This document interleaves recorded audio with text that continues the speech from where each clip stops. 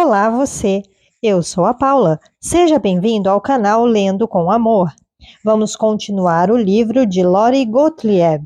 Talvez você deva conversar com alguém. Uma terapeuta, o terapeuta dela e a vida de todos nós. Antes de continuar, não te esqueça de se inscrever aqui no canal e de deixar o seu like. Pode deixar o seu comentário também, que eu irei amar responder. Pode também me fazer uma indicação de livro que você gostaria que eu lesse por aqui. Obrigado! Parte 2. A sinceridade é um remédio mais forte do que a simpatia, que pode consolar, mas geralmente dissimula. Gertrude Ehrlich. Capítulo 18. Sexta-feira, às 4 da tarde. Estamos na sala da minha colega Maxine. Poltronas com saias, madeira envelhecida, tecido vintage de suaves tons de creme. Hoje é minha vez de apresentar um caso no grupo de aconselhamento e quero falar sobre uma paciente que parece que não estou ajudando. É por causa dela? Por minha causa? Estou aqui para descobrir isso.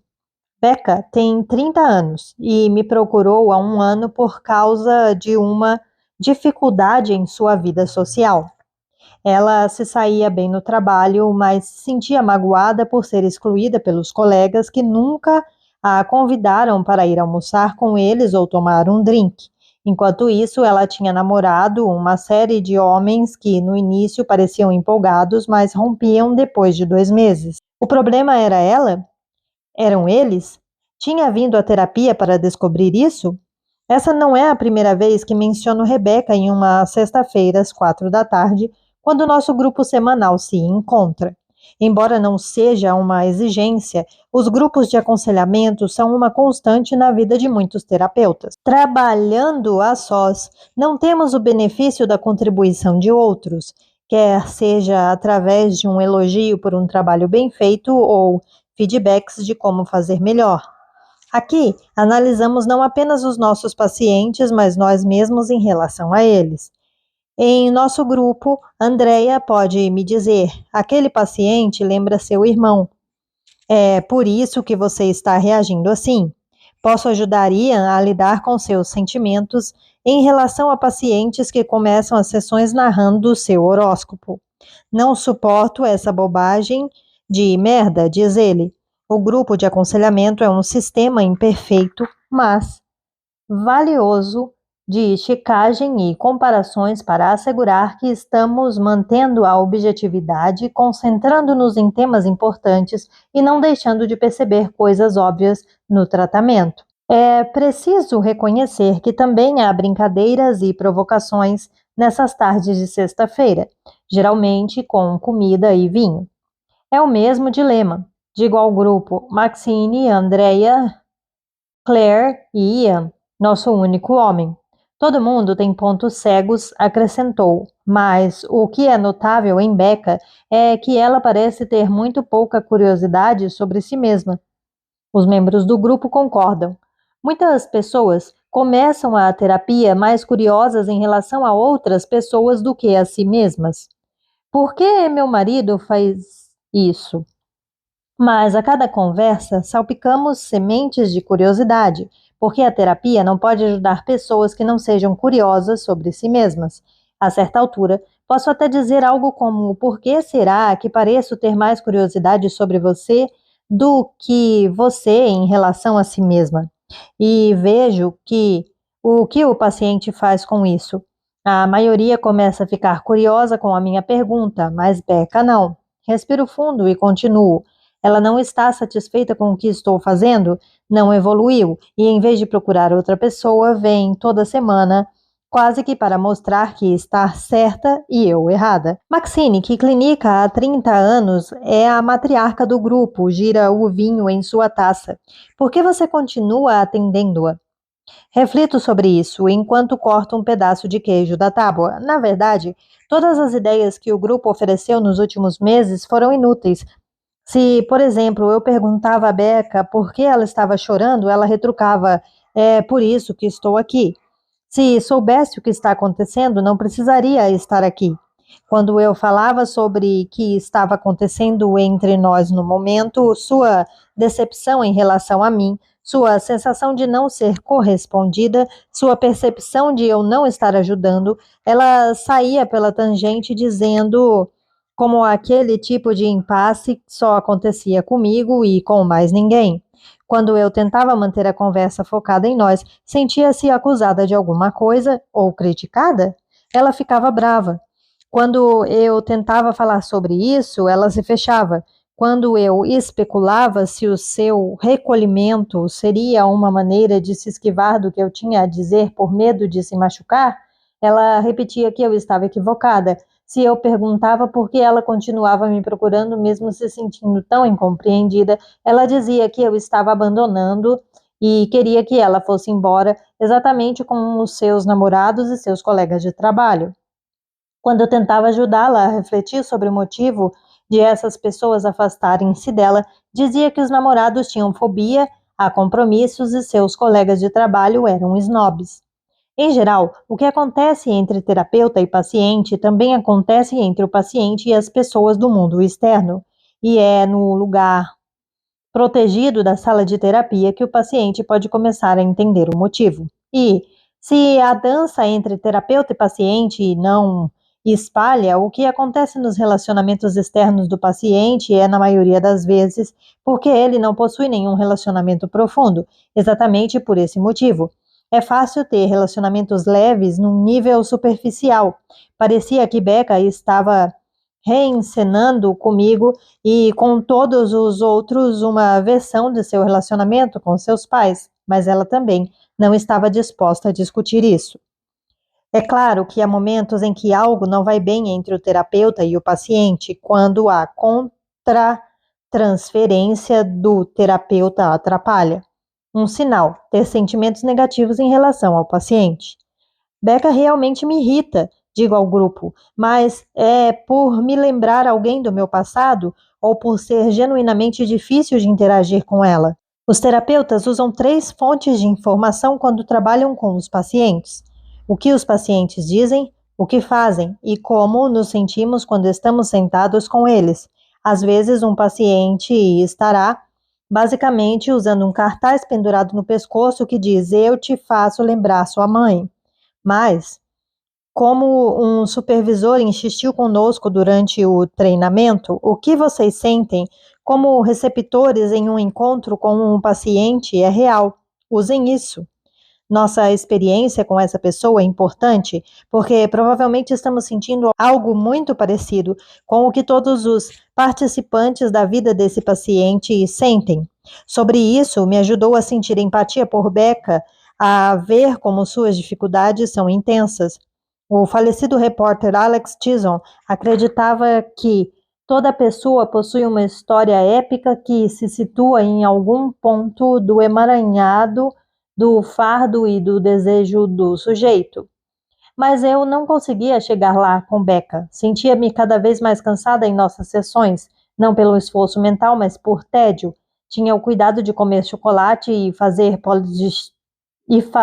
polichinelo antes de ela chegar, para me manter acordada. Acabei mudando sua sessão do final de tarde para o primeiro atendimento da manhã. No entanto, assim que ela se sentava, instalava-se o tédio e sentia-me impotente para ajudá-la. Ela precisa fazer com que você se sinta incompetente para se sentir mais poderosa. Claire, uma analista requisitada, diz hoje. Se você fracassar, ela não precisa se sentir tão fracassada.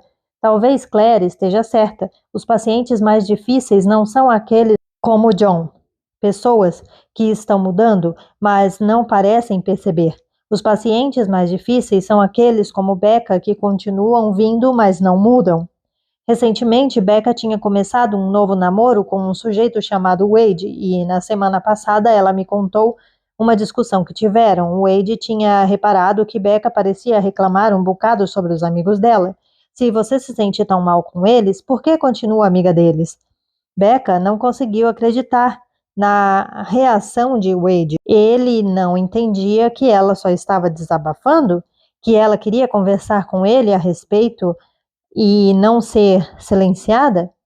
As semelhanças aqui pareciam óbvias. Perguntei a Becca se ela só estava tentando desabafar comigo e se, como com as amigas, via alguma importância no nosso relacionamento, ainda que algumas vezes se sentisse frustrada. Não, Becca respondeu. E mais uma vez eu tinha entendido errado. Ela estava ali para falar sobre Wade. Ela não percebia o que tinha silenciado do mesmo jeito que tinha me silenciado, o que fez com que eu tivesse a sensação de ela mesmo ter sido silenciada. Não estava disposta a olhar para o que fazia, tornando difícil para as pessoas lhe darem o que queria. Embora tivesse me procurado querendo mudar aspectos da sua vida, não parecia aberta para realmente mudar.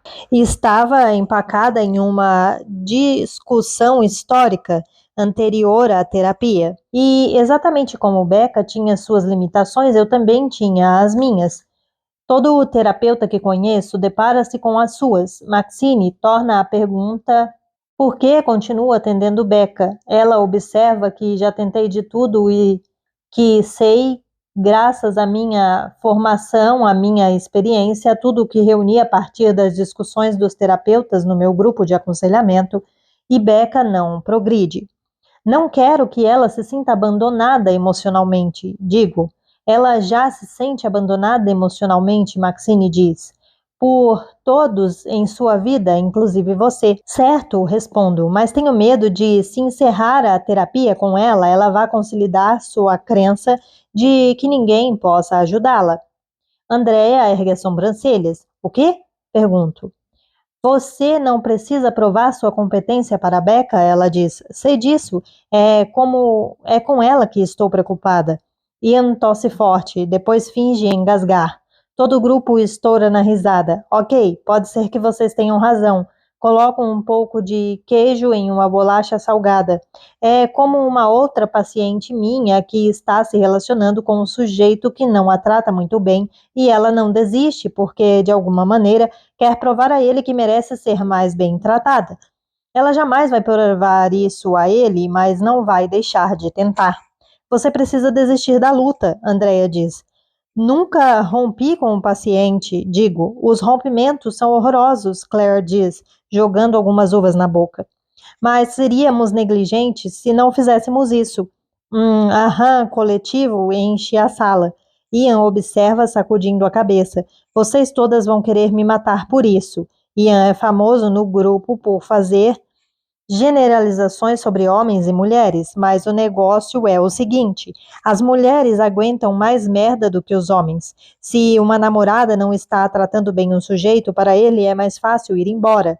Se uma paciente não está se beneficiando do que tenho a oferecer e não tenho dúvida de que está fazendo, e não tenho dúvidas de estar fazendo o meu melhor, nada tem funcionado. Eu desisto. Dirigimos-lhe nossa conhecida encarada. As mulheres são tão boas em abrir mão quanto os homens, mas também sabemos que pode haver uma ponta de verdade nisso. Ao rompimento, Maxine diz, erguendo o copo, brindamos, mas não de um jeito alegre. É penoso quando um paciente investe esperança em você e, no fim, você sabe que não correspondeu. Nesses casos, resta a você uma pergunta. Se eu tivesse feito algo diferente, se tivesse descoberto a solução a tempo, teria ajudado? A resposta que você dá é provavelmente. Independente do que meu grupo de aconselhamento diga, não consegui chegar até Becca da maneira certa e, nesse sentido, fracassei com ela. A terapia é um trabalho puxado, e não apenas para o terapeuta. Isso acontece porque a responsabilidade pela mudança encontra-se diretamente com o paciente. Se você espera uma hora de balançar a cabeça compreensivo, veio ao lugar errado. Os terapeutas serão solidários, mas nosso apoio é para seu crescimento, não para sua opinião negativa sobre seu companheiro. Nosso papel é entender a sua perspectiva, mas não necessariamente endossá-la. Na terapia, o requisito é que você seja tanto responsável quanto vulnerável. Em vez de encaminharmos a pessoa diretamente para o cerne do problema, cutucamos para que ela chegue lá sozinha, poderosas, aquelas que as pessoas levam mais a sério, são as que elas descobrem pouco a pouco por conta própria. No contrato terapêutico está implícita a disposição do paciente para tolerar desconforto, porque, para que o processo funcione, é inevitável que haja algum desconforto. Ou, como disse Maxine uma sexta-feira à tarde, não faço terapia do tipo, é isso aí, garoto. Pode parecer um contrassenso, mas a terapia funciona melhor quando a pessoa começa a melhorar, quando se sente menos deprimida ou ansiosa, ou quando a crise já passou. Então, elas passam a ser menos reativas, mais presentes, mais capazes de participar do trabalho. Infelizmente, às vezes as pessoas vão embora assim que seus sintomas são suspensos, sem perceber, ou talvez percebendo bem demais, que o trabalho está apenas começando e que ficar exigirá que trabalhe ainda com mais afinco. Uma vez, no final de uma sessão com o Wendell, eu lhe disse que, às vezes, nos dias em que eu ia embora, mais nervosa do que tinha chegado, arremessada no mundo, tendo muito mais a dizer, retendo outros tantos sentimentos dolorosos, eu odiava a terapia. A maioria das coisas que valem a pena ser feitas são difíceis, ele retrucou. Disse isso não de uma maneira simplista, mas num tom e com uma expressão que me levou a pensar que falava por experiência própria. Acrescentou que, embora todos queiram sair de cada sessão sentindo-se melhor, eu, mais do que ninguém, deveria saber que nem sempre é assim que a terapia funciona. Se quisesse me sentir melhor a curto prazo, ele disse, poderia comer uma fatia de bolo ou ter um orgasmo. Mas seu trabalho não era de gratificação a curto prazo, nem o meu, acrescentou. Só que o meu era, sim, enquanto paciente, o que torna a terapia um desafio é que ela exige que as pessoas se enxerguem de maneiras que normalmente escolhem não se enxergar. Um terapeuta vai segurar o espelho da maneira mais compassiva possível, mas cabe ao paciente dar uma boa olhada naquele reflexo, encará-lo e dizer, não é interessante? E agora? O que acontece? Em vez de dar as costas. Decido seguir a orientação do meu grupo de aconselhamento e encerrar minhas sessões com Becca. Depois disso, sinto-me igualmente decepcionada e liberta. Quando comento isso com Wendell em minha sessão seguinte, ele diz que sabe exatamente qual era a sensação de estar com ela. Você tem pacientes assim? Pergunto. Tenho, ele diz, e sorri largamente, sustentando meu olhar. Leva um minuto, mas então entendo. Ele está se referindo a mim. Credo. Será que ele também faz polichinelo ou engole cafeína antes das nossas sessões? Muitos pacientes especulam se nos entediam com os que lhe parecem uma vida comum, mas eles não são nem um pouco enfadonhos. Os que nos dão tédio são os que não compartilham suas vidas, que sorriem durante as sessões ou desandam a contar o tempo todo histórias aparentemente sem sentido e repetitivas, fazendo-nos quebrar a cabeça. Por que ela está me contando isso? Que significado tem para ela? Pessoas excessivamente enfadonhas desejam manter-nos à distância. Foi o que fiz com Wendell ao falar incessantemente sobre o namorado. Ele não consegue chegar até mim porque não permito que chegue, e agora ele está expondo isso. Estou fazendo com ele o que eu e o namorado fizemos um com o outro, e no fim das contas não sou tão diferente de Becca. Estou lhe dizendo isso como um convite, Wendell diz, e penso em quantos convites feitos por mim. Becca recusou. Não quero fazer isso com Wendell. Se não conseguir ajudar Becca, talvez ela consiga me ajudar. Capítulo 19. O que sonhamos? Certo dia, uma mulher de 24 anos que eu estava atendendo havia alguns meses contou-me seu sonho da noite anterior. Estou no shopping. Holly começou. E dou de cara com essa moça, Lisa, que era péssima comigo no ensino médio.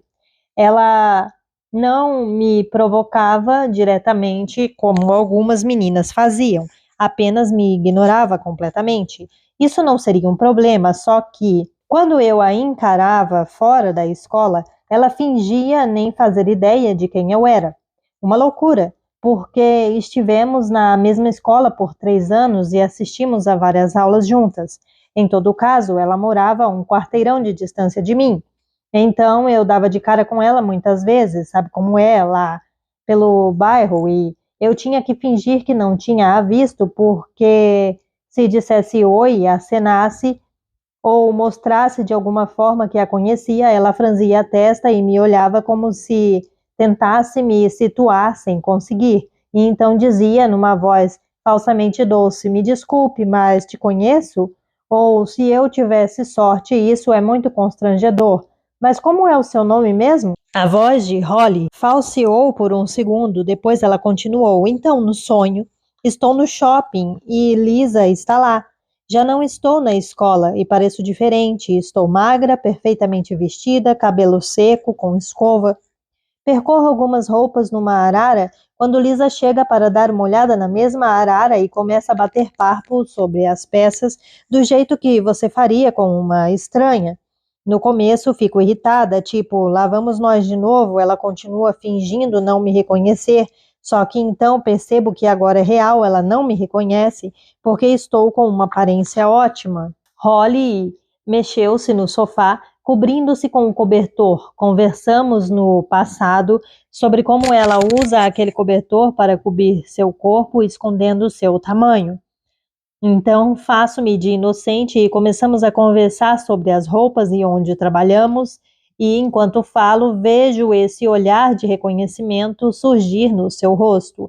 É como se ela tentasse conciliar a imagem que tinha de mim no 3º ano, cheia de espinhas, gorda, cabelo crespo, comigo agora. Vejo o seu cérebro ligando os pontos e então ela diz: "Ai, meu Deus, Holly, nós frequentamos a mesma escola." Agora Holly começou a rir. Era alta e chamativa, com longos cabelos castanhos e olhos da cor de um mar tropical, e continuava uns bons 20 quilos acima do peso. Então ela continuou: "Franzo a testa e digo com a mesma voz falsamente doce que ela costumava usar comigo: Espere, sinto muito, eu te conheço?" E ela responde: "Claro que sim, sou a Lisa. Tivemos aula de geometria, francês e histórias antigas juntas. Lembra-se da aula da senhora Riat?" Eu digo: eu tive aula com a senhora Riat, mas puxa, não me lembro de você. Você estava naquela classe?" E ela diz: "Holly, a gente morava a um quarteirão de distância uma da outra. Eu costumava te ver no cinema e na loja de iogurte, e naquela vez na Victoria's Secret, perto do provador." Holly ri mais um pouco. Ela está entregando totalmente que me reconheceu todas aquelas vezes, mas digo: "Uau, que esquisito, não me lembro de você, mas é bom te ver." Então meu celular toca e é o namorado dela do tempo do ensino médio dizendo para eu me apressar. Vamos chegar atrasados ao cinema. Assim dirijo a ela aquele sorriso condescendente que ela costumava me dar e vou embora, deixando-a sentindo como eu me sentia na época da escola. É aí que percebo que o celular tocando é, na verdade, meu despertador e tudo era um sonho. Mais tarde, Holly chamaria a isso seu sonho de justiça poética, mas para mim não passou de um tema comum que surge em terapia e não apenas em sonhos: o tema da exclusão. Trata-se do medo de sermos deixados de lado, ignorados, evitados e terminarmos mal amados e sós. Carl Jung cunhou o termo inconsciente coletivo para se referir à parte da mente que conserva uma lembrança ancestral ou vivência, o que é comum a toda a humanidade, enquanto Freud interpretava sonhos no nível objetivo, ou seja, o modo como o conteúdo do sonho relacionava-se na vida real com quem sonhava. A seleção de personagens, as situações específicas. Na psicologia junguiana, os sonhos são interpretados no nível subjetivo, ou seja, como eles se relacionam com temas comuns em nosso inconsciente coletivo. Não é de surpreender que frequentemente sonhemos com nossos medos. Temos muitos deles. Do que temos medo? Temos medo de nos machucarmos, de sermos humilhados, de fracasso e do sucesso, medo de ficar sozinhos e de estabelecer uma ligação, medo de escutar o que nossos corações nos dizem, de serem felizes e de ser felizes demais nesses sonhos. Inevitavelmente somos punidos por nossa alegria.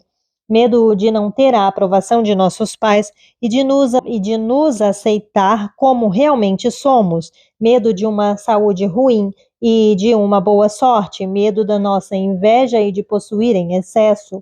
Medo de ter esperança em relação a coisas que podemos não conseguir. Temos medo de mudança e não de mudar. Medo de que algo aconteça a nossos filhos, a nosso trabalho. Medo de não ter controle e do nosso próprio poder. Temos medo da brevidade da nossa vida e da duração da nossa morte. Temos medo de que, depois de mortos, não façamos falta. Medo de ser responsáveis por nossas próprias vidas. Às vezes, leva-se a um tempo para admitirmos nossos próprios medos, principalmente para nós mesmos. Notei que os sonhos podem ser um precursor de autoconfissão, uma espécie de pré-confissão. Algo que se acha enterrado é trazido mais para a superfície, mas não em sua inteireza. Uma paciente sonha que está deitada na cama, abraçada à sua companheira de quarto. De início, ela acha que se trata da forte amizade entre elas, mas depois percebe que se sente atraída por mulheres. Um homem tem um sonho recorrente de que é pego em alta velocidade na via expressa. Após um ano tendo esse sonho, começa a refletir que décadas de sonegação de impostos, de se colocar acima das regras, poderiam trazer-lhe consequências ruins. Depois de frequentar o consultório de Wendell por alguns meses, o sonho da minha paciente sobre sua colega de escola infiltra-se no meu. Estou no shopping dando uma olhada numa arara de vestidos quando o namorado aparece ao meu lado. Aparentemente está procurando um presente de aniversário para sua nova namorada. Há quantos anos? Pergunto no sonho. 50, ele diz. A princípio, eu fico aliviada da maneira mais mesquinha. Ela não apenas não é o clichê de 25 anos, como é, na verdade, mais velha do que eu. Faz sentido. O namorado não queria crianças na casa e ela é velha o bastante para ter filhos na faculdade. O namorado e eu estamos tendo uma conversa simpática, amigável, inócua, até eu dar uma olhada no meu reflexo no espelho, ao lado da arara. É então que vejo que sou, de fato, uma velha senhora no fim da casa dos 70, talvez 80. Acontece que a namorada de 50 anos do namorado é, na verdade, décadas mais nova do que eu. Você chegou a escrever o seu livro? O namorado pergunta. Que livro? Digo, vendo meus lábios enrugados como ameixas secas mexerem-se no espelho. O livro sobre a sua morte, ele responde naturalmente. E então meu despertador toca. O dia todo, enquanto escuto os sonhos dos outros pacientes, não paro de pensar no meu. Esse sonho me assombra. Assombra por ser minha pré-confissão. Capítulo 20. A primeira confissão. Deixe-me ficar na defensiva por um minuto. Veja, quando contei ao Wendell que tudo estava ótimo até o rompimento, estava dizendo a absoluta verdade. Ou melhor, a verdade como eu a via e o que equivale a dizer a verdade que eu queria ver. E agora me deixe remover a defesa, eu estava mentindo. Uma coisa que não contei ao Wendell é que se espera que eu esteja escrevendo um livro, que ele não vai indo muito bem. Por não vai indo muito bem, quero dizer que não tenho escrito de fato. Isso não seria um problema se eu não estivesse sob contrato e, sendo assim, obrigada a produzir um livro ou devolver o adiantamento que já não tenho na minha conta bancária. Bom, isso continuaria sendo um problema, mesmo que pudesse devolver o dinheiro, porque além de ser terapeuta, sou escritora. Não se trata apenas do que eu faço, mas quem eu sou. E se não consigo escrever, fica faltando uma parte crucial em mim. E se eu não entregar esse livro Minha agente diz que não terei a chance de escrever outro. Não é que eu não tenha conseguido escrever de jeito nenhum. Na verdade, durante o tempo em que eu deveria estar escrevendo meu livro, estava elaborando e-mails fabulosamente espirituosos e sedutores para o namorado, dizendo o tempo todo a amigos e familiares e até ele que estava ocupado escrevendo o livro. Eu era como o jogador enrustido que toda manhã se veste para ir trabalhar, despede-se da família com um beijo e dirige até o cassino, em vez de ir para o escritório. Andei pretendendo falar sobre essa situação com Wendell, mas estive tão focada em superar o rompimento que não tive chance. Obviamente, isso também é uma grande mentira. Não contei a Wendell sobre o livro que não estou escrevendo, porque toda vez que penso nisso fico tomada de pânico, medo, arrependimento e vergonha. Sempre que a situação me vem à cabeça, o que acontece constantemente, como diz Fitzgerald, numa noite realmente sombria da alma, são sempre 3 da manhã, dia após dia. Meu estômago contrai-se e me sinto paralisada. Então questiono cada decisão ruim que tomei em várias encruzilhadas da estrada, porque estou convencida de que me encontro nessa situação atual por causa do que se classifica como uma das piores decisões da minha vida. Talvez você esteja pensando, jura? Você teve sorte o bastante de conseguir um contrato para um livro e agora não está escrevendo o livro? Af, experimente trabalhar 12 horas por dia em uma fábrica, pelo amor de Deus. Entendo que isso passe pela sua cabeça. Ou seja, quem eu penso que sou, Elizabeth Gilbert, no começo de Comer, Rezar e Amar, quando está chorando no chão do banheiro enquanto pensa em deixar o marido que a ama? Gretchen Rubin, em Projeto Felicidade, que tem um marido bonitão e amoroso, as filhas saudáveis e mais dinheiro do que a maioria das pessoas jamais verá, mas ainda assim tem aquela sensação insistente de que algo esteja faltando? O que me faz lembrar, esqueci um detalhe importante sobre o livro que não estou escrevendo. O tópico. Felicidade. Não. Não ignoro a insônia. O livro sobre felicidade tem me deixado miserável. Antes de mais nada, eu jamais deveria estar escrevendo um livro sobre felicidade. E não apenas por ter andado deprimida, se é que a teoria de Wendell de estar lamentando algo mais importante faça sentido. Quando tomei a decisão de escrever um livro, tinha aberto havia pouco o meu consultório particular e acabado de escrever um artigo de capa para a Atlantic chamado Como Levar Seu Filho à Terapia. Porque nossa obsessão pela felicidade dos nossos filhos pode estar condenando-os a serem adultos infelizes, o qual, na época, foi o artigo com mais retorno nos mais de 100 anos de história da revista.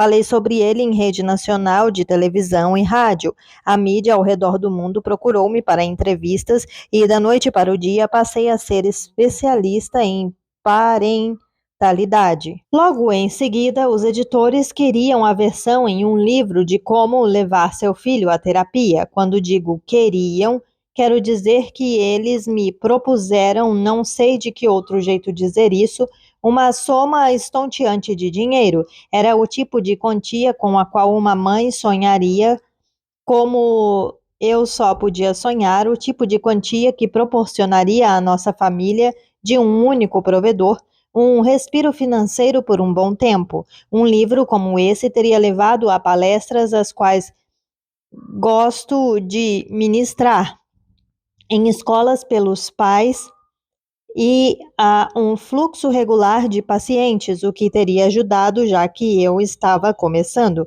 O artigo foi até considerado para uma série televisiva que poderia ter sido feita caso houvesse um best-seller para acompanhá-la.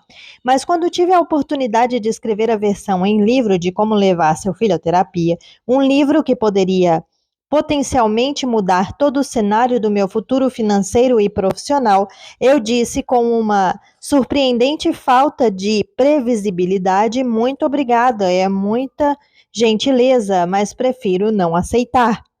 Eu não tinha tido um AVC, simplesmente disse não. Disse não porque parecia haver algo de errado naquilo. Sobretudo, eu não achava que o mundo precisava de outro livro supervisionado à parentalidade. Dezenas de livros inteligentes e sensíveis já tinham tratado da parentalidade excessiva por todos os ângulos concebíveis. Afinal de contas, há 200 anos, o filósofo Johann Wolfgang von Goethe sintetizou esse sentimento. Um número enorme de pais e mães dificultam a vida para os filhos, tentando, com um excesso de cuidado, facilitá-la para eles. Mesmo na história recente, 2003, para ser exata, um dos primeiros livros modernos sobre parentalidade excessiva, adequadamente intitulado Preocupados o Tempo Todo, colocou-a da seguinte maneira: as regras fundamentais para uma boa parentalidade, moderação, empatia e adequação de temperamento com o filho são simples e não propensas a serem aperfeiçoadas pelas últimas descobertas científicas. Eu mesma, como mãe, não estou imune à ansiedade parental. Na verdade, escrevi meu artigo original com a esperança de que ele fosse útil para pais do mesmo modo que uma sessão de terapia poderia ser. Mas se extraísse um livro dali para alcançar popularidade comercial e me juntar às horas de especialistas do Instagram, acreditava que me tornaria parte do problema. O que os pais precisavam, ao meu ver, não era de mais um livro sobre como deveriam se acalmar e fazer uma pausa. O que precisavam era de um verdadeiro afastamento da enxurrada de livros sobre parentalidade. Mais tarde, a revista The New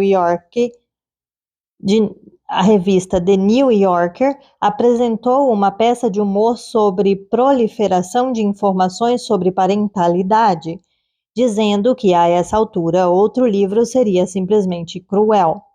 Muito semelhante a Bartleby, o escrevente, e com resultados igualmente trágicos. Eu disse, prefiro não fazer.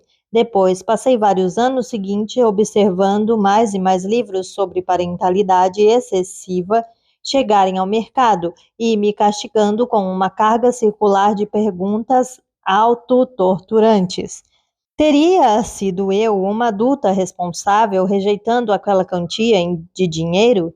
Tinha terminado recentemente um estágio não remunerado, tinha empréstimos da faculdade a serem pagos e era a única provedora da minha família. Por que não poderia simplesmente escrever rápido livros sobre parentalidade, colher os frutos profissionais e financeiros e seguir meu caminho feliz? Afinal de contas, quantas pessoas tinham o luxo de trabalhar apenas com o que mais lhes interessava? O arrependimento qual senti por não ter feito o livro era agravado pelo fato de continuar a receber semanalmente correspondência de leitores e perguntas em palestras sobre o artigo Como Levar Seu Filho à Terapia. Vai sair um livro? Era o que perguntavam frequentemente. Não, eu queria responder, porque sou uma idiota. Eu realmente me sentia uma idiota, porque a intenção de não me vender e faturar em cima da loucura da parentalidade, concordei, em vez disso, em escrever o livro, agora temido e causador de depressão sobre a felicidade. Para equilibrar o orçamento, no começo do consultório, eu ainda tinha que escrever um livro e, na época, pensei que poderia oferecer um serviço aos leitores, em vez de mostrar o quanto nós, pais, estávamos nos esforçando demais para fazer nossos filhos felizes. Eu mostraria o quanto estávamos nos esforçando demais para fazer a nós mesmos felizes.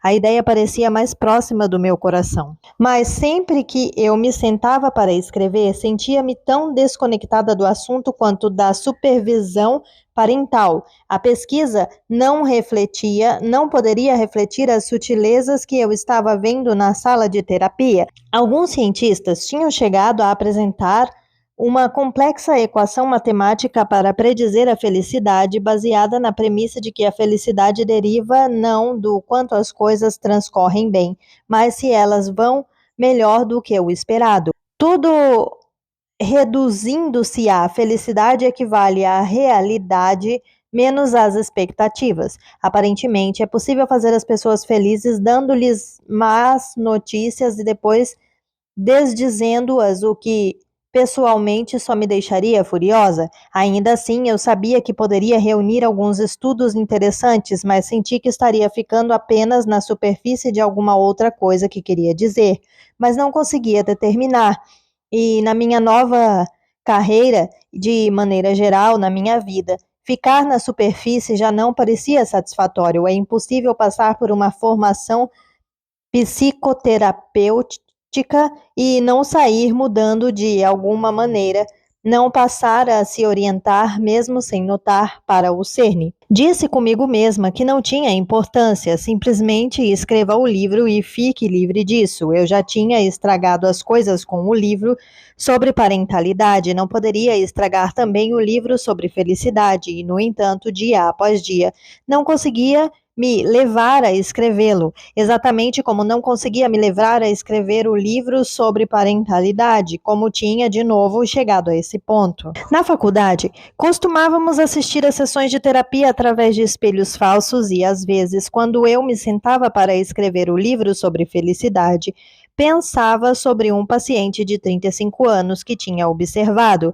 Ele tinha procurado terapia porque amava demais a esposa, sentia-se atraído por ela, mas não conseguia deixar de traí-la. Nem ele, nem a esposa entendiam como seu comportamento poderia estar tão em desacordo com o que ele acreditava querer: confiança, estabilidade e intimidade. Em sua sessão, ele explicou que detestava a turbulência que o fato de ser infiel provocava em sua esposa e em seu casamento, e sabia que não era o marido ou o pai que queria ser. Falou por um tempo em como queria desesperadamente parar de trair e como não fazia ideia do motivo de continuar fazendo-o. O terapeuta explicou que, com frequência, diferentes partes do nosso íntimo querem coisas distintas e, se silenciarmos as partes que consideramos inaceitáveis, elas encontrarão outras maneiras de se fazerem escutar. Ele pediu ao sujeito que se sentasse em uma outra cadeira do outro lado da sala e visse o que acontecia quando a parte nele que escolhia trair não era posta de lado, mas ganhava o direito de se pronunciar. No início, o pobre sujeito ficou perdido, mas gradualmente começou a dar voz ao seu eu escondido, a parte que iniciava o marido amoroso e responsável a assumir um comportamento autodestrutivo. Ficou dividido entre esses dois aspectos de si mesmo, exatamente como eu estava dividida entre a parte de mim que queria prover para a minha família e a parte de mim que queria fazer algo significativo, algo que tocasse minha alma e, com sorte, também a de outras pessoas. O namorado entrou em cena bem a tempo de me distrair dessa batalha interna, e depois que ele se foi, preenchi o vazio espionando-o pelo Google quando deveria estar escrevendo. Muitos dos nossos comportamentos destrutivos nascem de um vazio emocional que clama por algo que o preencha, mas agora que o Wendell e eu tínhamos conversado sobre parar de bisbilhotar o namorado pelo Google, sinto-me responsável. Não tenho desculpa para não me sentar e escrever esse livro sobre felicidade que causa tormento, ou, pelo menos, contar ao Wendell a verdade sobre o caos em que estou metida. Capítulo 21. Terapia com camisinha. Ei, sou eu. Ouço enquanto escuto minhas mensagens de voz entre as sessões. Meu estômago dá um tranco. É o namorado.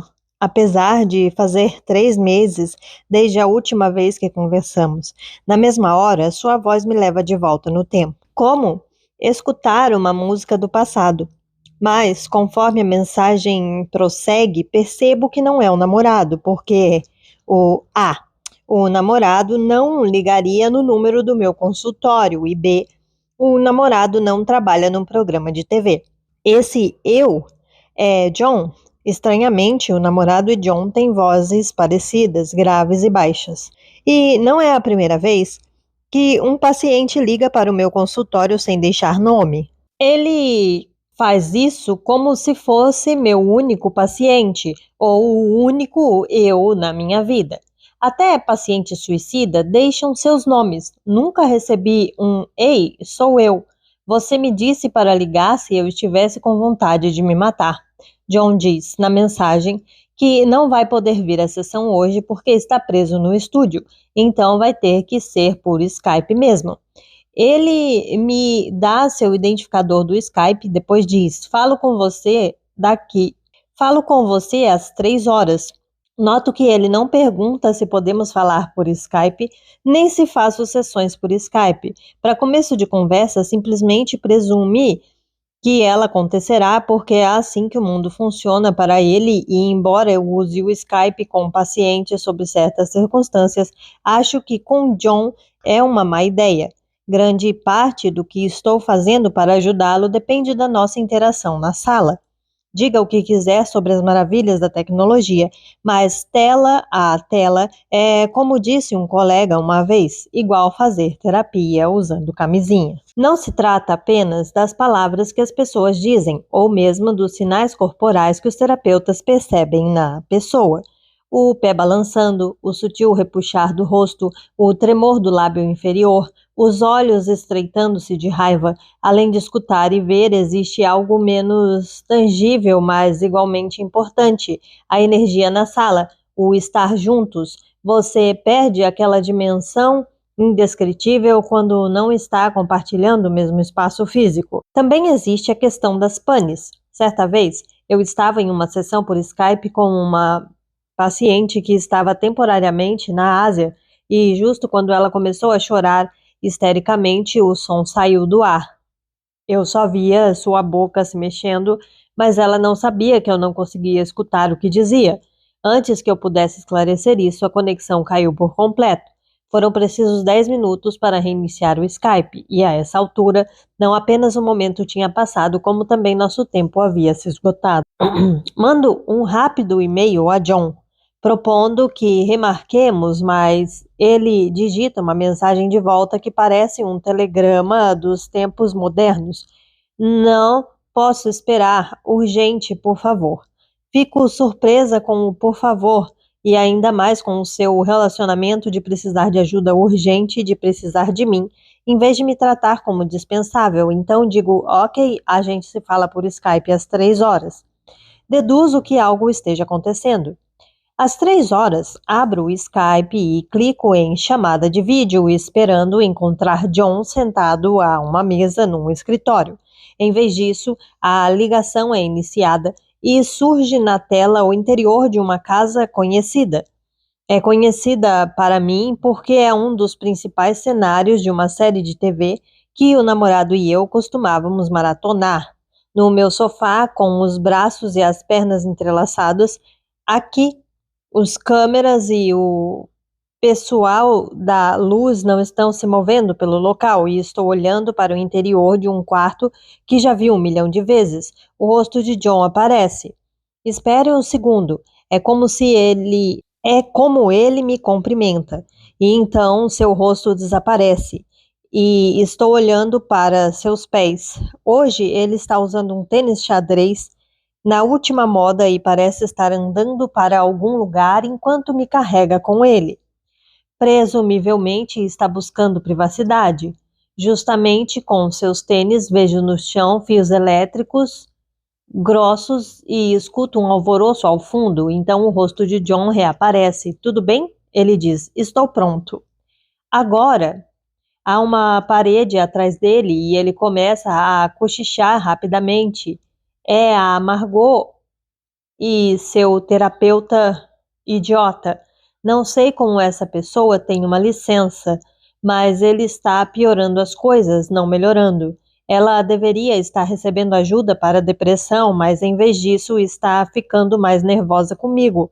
Não sou disponível, não escuto. Estou distante. Eu a evito. Esqueci alguma coisa da agenda? Te contei que ela criou uma agenda no Google compartilhada para garantir que eu não esqueça coisas que são importantes? Com a mão livre, John faz sinal de aspas no ar ao dizer a palavra importante. Então agora estou ainda mais estressado, porque minha agenda está cheia de coisas da Margot e já tenho um cronograma apertado. John já falou sobre isso comigo, então não tenho certeza de qual seja a urgência hoje. Inicialmente ele tinha batalhado para que Margot fosse a uma terapeuta. Assim, ela podia reclamar com ele. Mas depois que ela começou a ir, muitas vezes ele me contou que esse terapeuta idiota estava fazendo lavagem cerebral em sua esposa e pondo ideias malucas em sua cabeça. Minha sensação é de que o terapeuta esteja ajudando Margot a ganhar mais clareza sobre o que ela deve ou não suportar e que esse autoexame já vinha com muito atraso. Quero dizer, não deve ser fácil ser casada com John. Ao mesmo tempo, sinto empatia por ele, porque sua reação é comum. Sempre que uma pessoa em um sistema familiar começa a passar por mudanças, mesmo que sejam mudanças saudáveis e positivas, não é raro que os outros membros desse sistema façam todo o possível para manter o status e trazer as coisas de volta à estabilidade. Se um alcoólatra para de beber, por exemplo, os membros da família frequentemente, de maneira inconsciente, sabotam a recuperação dessa pessoa, porque a fim de recuperar a estabilidade do sistema, alguém precisa preencher o papel da pessoa perturbada.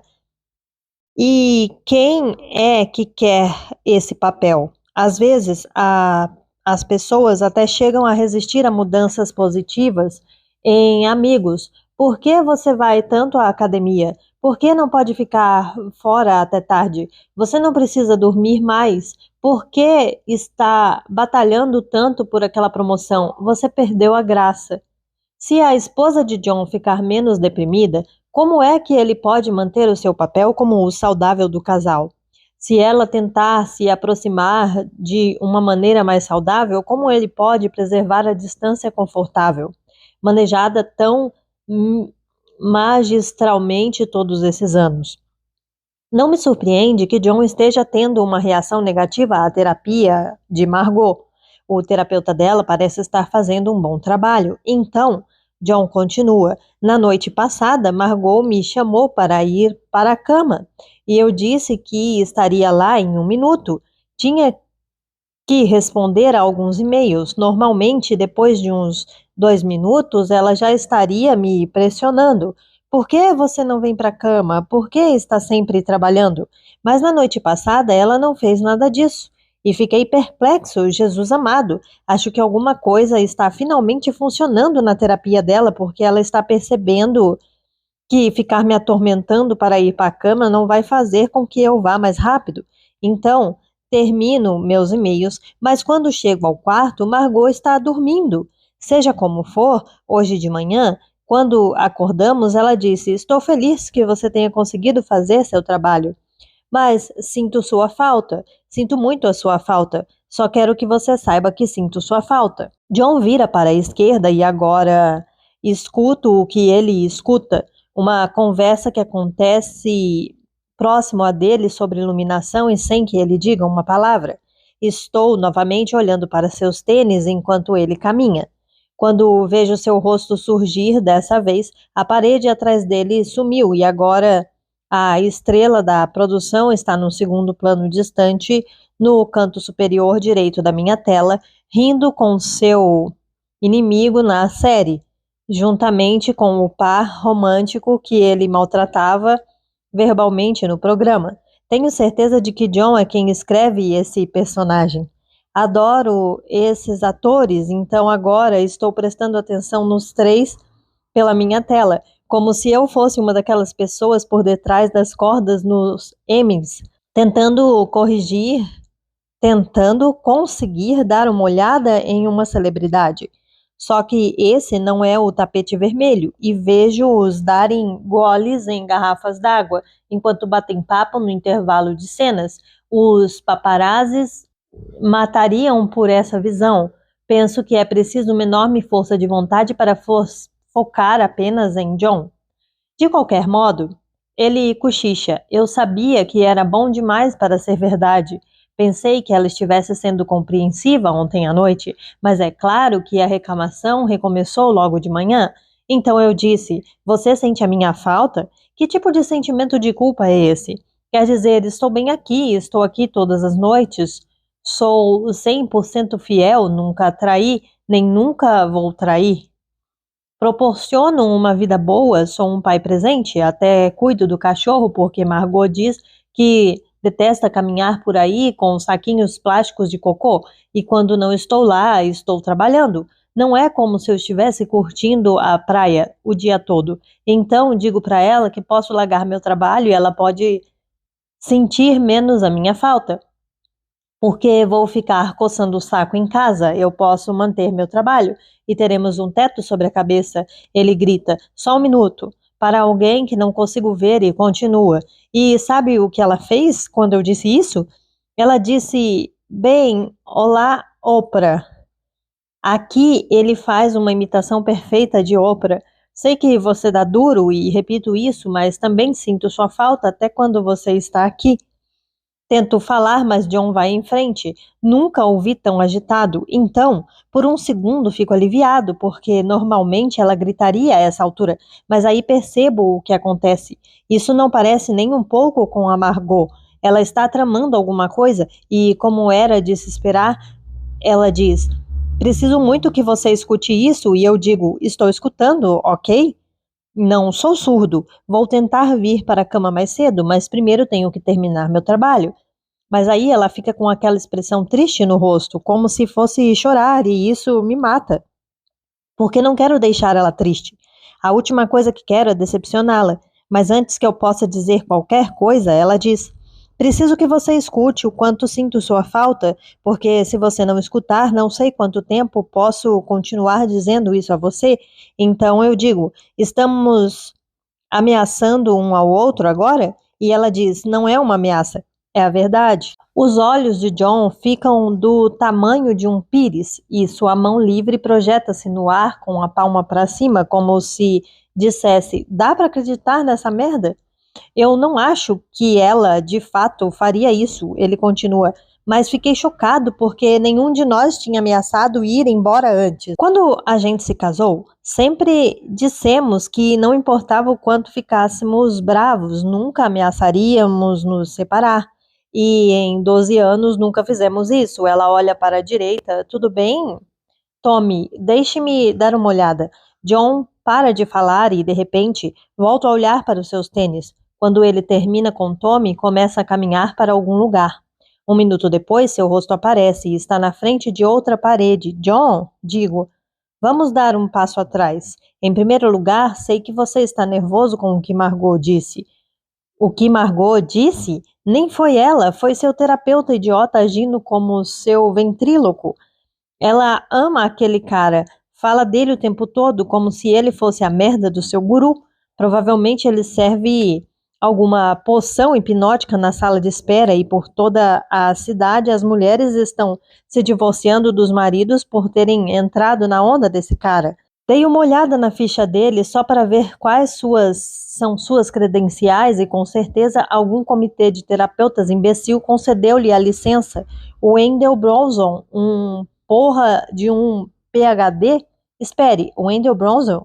Margot está se consultando com o meu Wendell? O terapeuta idiota é o Wendell? Minha cabeça explode.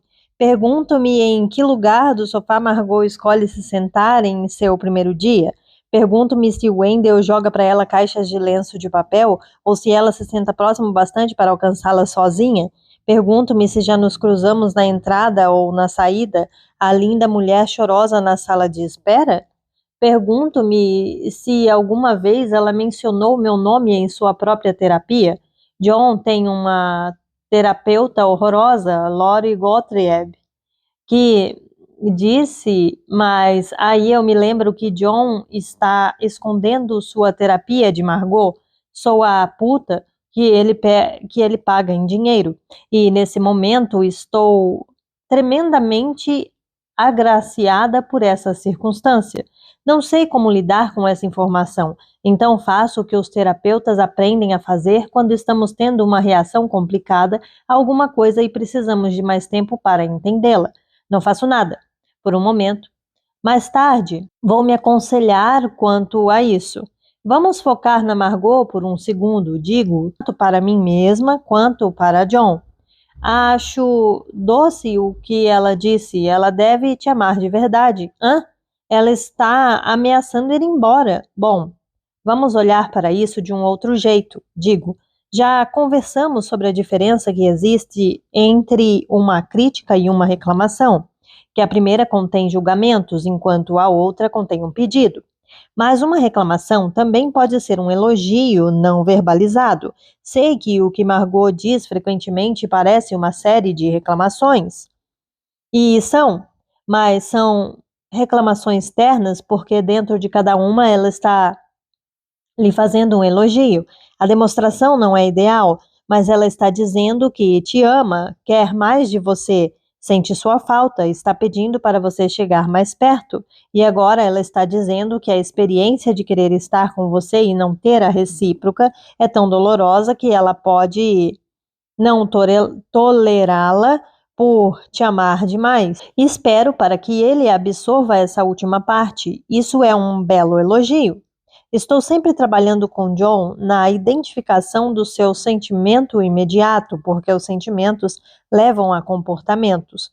Depois que sabemos o que estamos sentindo, podemos fazer escolhas sobre aonde queremos ir com isso. Mas se o afastamos no segundo em que surgem, geralmente terminamos desviando na direção errada, perdendo-nos novamente na terra do caos. Os homens tendem a estar em desvantagem aqui, porque normalmente não foram criados para ter um conhecimento prático de seus mundos internos. Para eles, é menos aceitável socialmente falar sobre seus sentimentos, da mesma forma que as mulheres sentem uma pressão cultural para manter sua aparência física, os homens sentem essa pressão para manter sua aparência emocional. As mulheres tendem a se abrir com amigas ou familiares, mas quando os homens me contam em terapia como se sentem, quase sempre sou a primeira pessoa a quem eles confidenciam isso. Assim como minhas pacientes, os homens lutam com seu casamento, sua autoestima, sua identidade, seu sucesso, seus pais, sua infância, sua necessidade de ser amado e compreendido e, no entanto, pode ser complicado abordar esses tópicos com seus amigos homens de uma maneira significativa. Não é de se estranhar que as taxas de abuso de substâncias e de suicídio em homens maduros continuem a aumentar. Muitos deles não sentem ter nenhum outro lugar a que recorrer, então deixo John tomar seu tempo para identificar seus sentimentos quanto à ameaça de Margot. E a mensagem mais suave que poderia estar por trás dela. Nunca ouvi considerar seus sentimentos por tanto tempo. E estou impressionada que consiga fazer isso agora. Os olhos dele correram por baixo e para o lado, o que normalmente acontece com alguém quando o que digo toca um ponto vulnerável e fico satisfeita. É impossível crescer sem antes se tornar vulnerável. Parece que ele ainda está, de fato, assimilando isso, que pela primeira vez seu impacto sobre Margot esteja ressoando. Por fim, John volta a olhar para mim. Ei, me desculpe, tive que silenciar você agora há pouco. Eles estavam gravando. O que você estava dizendo? Inacreditável. Eu estava literalmente falando sozinha. Não é de se estranhar que Margot queira ir embora. Eu devia ter confiado no meu instinto e remarcado uma sessão presencial com John, mas me deixei levar por seu pedido urgente. John, digo, quero muito ajudar você nisso, mas acho que é uma coisa importante demais para ser conversada via Skype. Vamos remarcar um horário para você vir? Assim não haverá tanta Ah, não. Ele interrompe.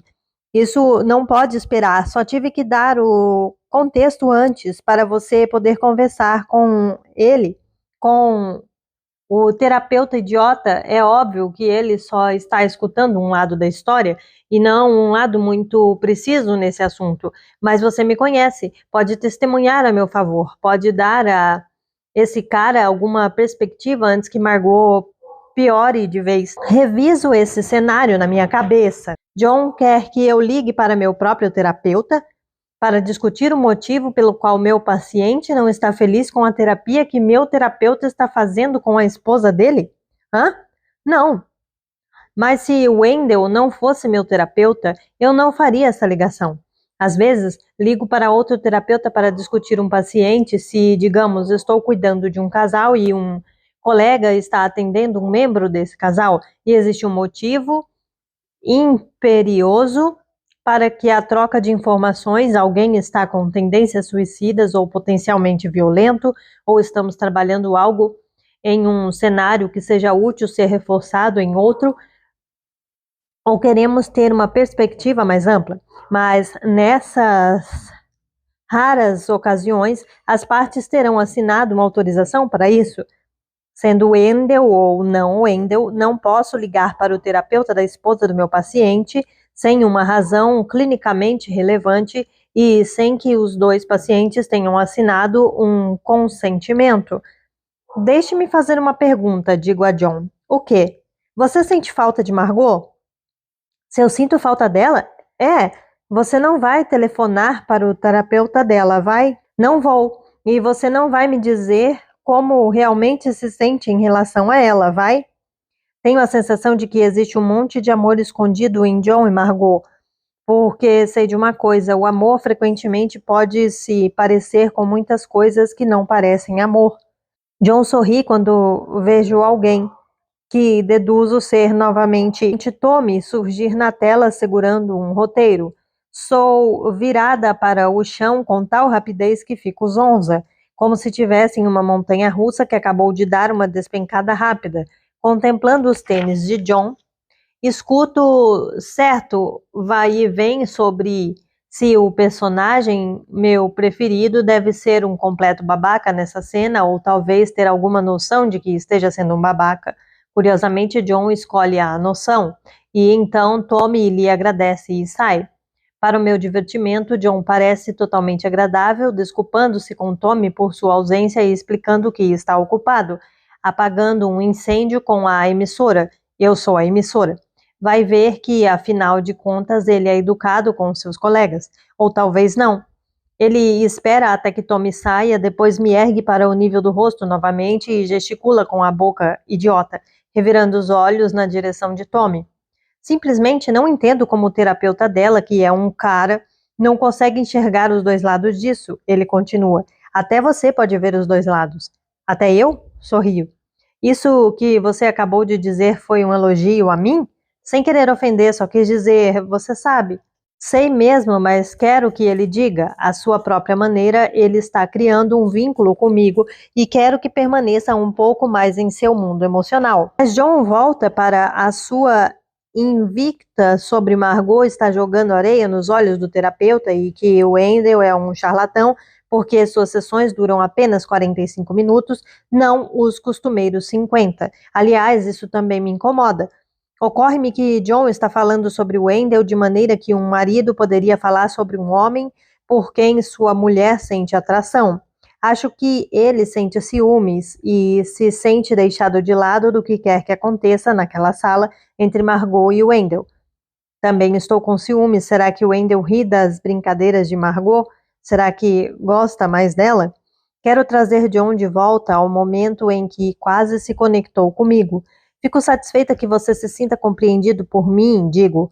Por um segundo, John faz uma expressão de surpresa, depois prossegue. Só quero saber como lidar com Margot. Ela já te disse, respondo. Ela sente sua falta. Sei, por nossa experiência conjunta, como você é habilidoso em afastar pessoas que se preocupam com você. Não estou indo embora, mas Margot está dizendo que poderia, então talvez você deva tentar algo diferente com ela, talvez fazer com que ela saiba que também sente falta dela. Faço uma pausa. Porque posso estar enganada, mas acho que você sente mesmo falta dela. Ele dá de ombros e dessa vez, quando olha para baixo, não fui silenciada. Sinto falta do jeito que a gente era, ele diz. Agora está com uma expressão triste e não de raiva. A raiva é o sentimento que a maioria das pessoas recorre por ser dirigido para fora ou para os outros com raiva pode ser deliciosamente hipócrita, mas em geral é apenas a ponta do iceberg e se você olhar sobre a superfície, vislumbrará sentimentos submersos dos quais ou você não tinha consciência ou não queria demonstrar, medo, desânimo, inveja, solidão, insegurança. Se puder tolerar esses sentimentos mais profundos por tempo suficiente para entendê-los e escutar o que eles estiverem lhe dizendo, não apenas lidará com sua raiva de um jeito mais produtivo, como também não ficará tão zangado o tempo todo. Evidentemente, a raiva tem outra função: afastar as pessoas e impede que elas se aproximem o bastante para enxergá-lo. Pergunto-me se John precisa que as pessoas fiquem zangadas com ele para assim não verem sua tristeza. Começo a falar, mas alguém grita o nome de John, assustando-o. O celular escorrega de sua mão e resvala para o chão, mas justo quando sinto que meu rosto poderia encontrar o chão, John o pega, deixando-se ver novamente. Merda, preciso ir, diz, depois baixinho. Bando de imbecis. E então a tela fica vazia. Aparentemente nossa sessão terminou. Com o tempo sobrando até minha próxima sessão, vou até a cozinha comer alguma coisa. 2 dos meus colegas estão lá. Hillary fazendo chá, Mike comendo um sanduíche. Hipoteticamente, o que vocês fariam se a esposa do seu paciente estivesse indo ao seu terapeuta e seu paciente achasse seu terapeuta um idiota? Pergunto. Eles olham para mim com as sobrancelhas erguidas. As hipóteses nessa cozinha nunca são hipóteses. Eu mudaria de terapeuta, Hillary diz. Eu ficaria com meu terapeuta e mudaria de paciente, Mike diz. Os dois riem.